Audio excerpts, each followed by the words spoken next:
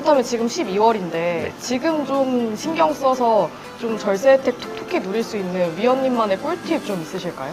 저희가 이제 상담을 하거나 할 때 연말정산에 대해서 물어볼 때 가장 애매하긴 해요. 왜냐면은요, 옛날에는 연말정산 하는 게 어려웠습니다. 네. 근데 요새는 국세청 시스템이 워낙 잘 돼 있어서 간소 시스템 알고 계시잖아요. 예. 한 번에 내려받아서 한 번에 업로드만 하면 끝나는 시스템이기 때문에 어렵지 않습니다. 근데 그럼에도 불구하고 좀 챙겨야 되는 부분이 있는데요. 네. 예를 들어서 기본공제 대상자가 아닌데 네. 함부로 기본공제 대상자에 넣었다가 좀 추징을 당하는 경우, 네. 아니면은 의료비나 아니면 교육비 세액공제 같은 경우에는 직접 내가 입력해야 되는 부분도 있어요. 네, 네. 이런 부분에서 내가 좀 실수를 해서 추징을 당하거나 플러스 이제 잘못하게 되면 가산세가 나오기 때문입니다.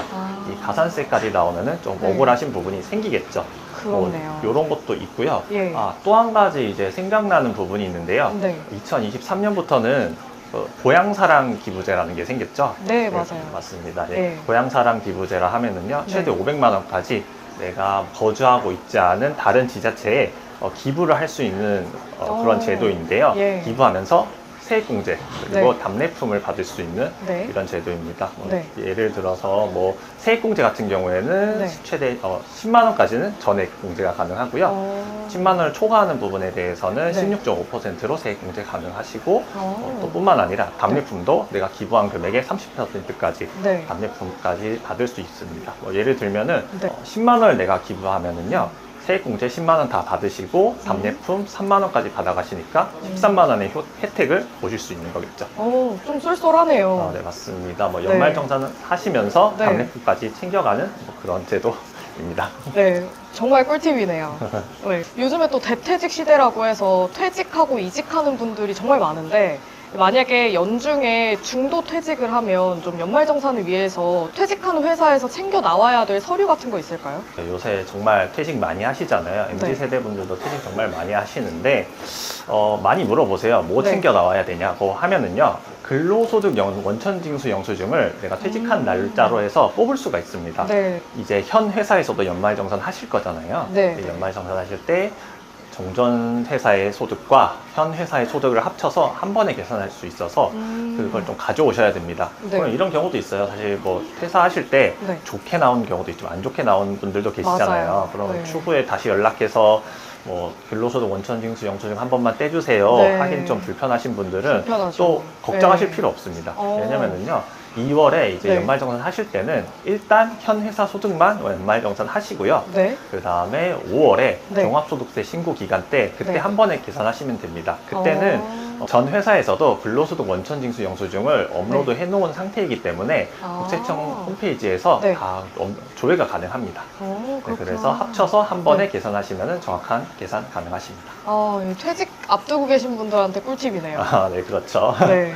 주제를 살짝 바꿔보면 제가 전문가분들 좀 만나다 보면 이 연금저축과 IRP가 좀 대표적인 절세 상품이라는 이야기를 좀 많이 듣습니다. 네. 이 두 상품이 좀 무엇인지 간단히 좀 소개 부탁드리고요. 네. 또 언제부터 가입하면 좋을지, 준비하면 좋을지 좀 조언 부탁드립니다.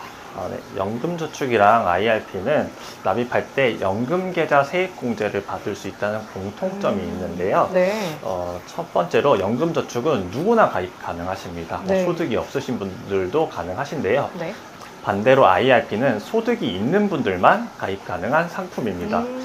같은 세액공제 항목을 사용하긴 하는데요. 네. 공통점과 좀 차이점이 있어요. 네. 일단 먼저 공통점으로는요, 세액공제율이 좀 동일합니다. 네. 세액공제율이 소득 구간에 따라서 16.5% 혹은 13.2%로 네. 동일하게 적용이 가능하고요. 네. 차이점은 네. 세액공제 한도가 조금 다릅니다. 연금저축 같은 경우에는 600만 원까지 공제가 네. 가능하고요. 네. IRP는 900만 원까지 공제가 가능합니다. 그리고 마지막으로 말씀드리고 싶은 거는요. 네. 이제 어떻게 관리하면 좋겠느냐 네. 이렇게 여쭤보셨잖아요. 네. 사회 초년생들 분들한테 더 효과가 크다고 말씀드릴 수 있을 것 같아요. 네. 상대적으로 소득 구간이 낮으신 이제 사회 초년생들 같은 경우에는 납입할 네. 때마다 13.2% 혹은 16.5%의 세액공제를 받으시면서 확정적으로 수익을 얻고 가실 수 있기 때문에 효과가 더 크다고 말씀드릴 수 있을 것 같고요. 네. 뿐만 아니라 납입 금액이 정해지지 않아요. 않아요. 그래서 뭐 내가 넣고 싶은 만큼 네. 그리고 내가 언제 넣고 싶은 만큼 뭐 만약에 연말정산이 조금 환급이 안 될 것 같다 이럴 네. 때 연말에 한 번에 넣어도 되시고요. 아. 뭐 내가 다른 것들로 많이 채웠다 이런 네. 분들은 굳이 납입 안 하셔도 되겠죠. 그러네요. 그렇게 내 마음대로 조절할 수 있기 때문에 일단 먼저 네. 미리 계절에 넣으시고 조절하실 용도로 네. IRP 혹은 연금저축을 가입하시는 것을 추천드리고 싶어요. 아, 네. 오늘 위원님 말씀 좀 종합을 해보면 연말정산 12월에 좀 바짝 준비해도 좋지만 신용카드 소득공제 같은 경우는 연중으로 좀 준비를 해봐도 좀 절세 좀 톡톡히 누릴 수 있을 것 같고요. 또 고향사랑 기부제와 같은 제도를 활용해 보는 것도 좋겠습니다. 또 IRP나 연금저축 같은 이 연금 상품을 좀 미리 준비하셔서 절세 혜택 좀 톡톡히 누려봐도 좋겠습니다.